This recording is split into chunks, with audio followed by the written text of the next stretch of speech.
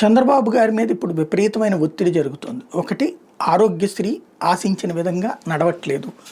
అక్కడికి చేర్చినా కూడా పార్టీ పేరు చెప్పి అక్కడ పరిష్కరించమని చెప్తే కూడా పట్టించుకోవట్లేదు. ఎందుకంటే డబ్బులు ఇప్పించండి మీరు అంటారు, వీళ్ళు ఇప్పించే పరిస్థితిలో లేరు, సాగుతోంది. దాంతో క్యాష్గా లేదా ఒక చెక్కుగా ఇప్పించే అవకాశం ఉన్నది ఏంటంటే ముఖ్యమంత్రి సహాయ నిధి.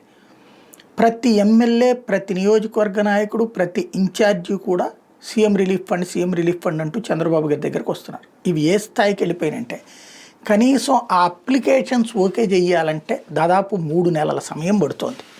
ఇప్పుడు దాన్ని అది చంద్రబాబు గారి మీద ఒత్తిడి పెంచుతోంది. దాంతో ఇప్పుడు దీన్ని స్ట్రీమ్లైన్ చేసే దిశగా అడుగులు పడుతున్నాయి. సీఎంఆర్ఎఫ్ దరఖాస్తులు అంటే ముఖ్యమంత్రి సహాయ నిధి దరఖాస్తులు 30 రోజులకి గడువు తగ్గించేటందుకు అడుగులు వేస్తున్నారు.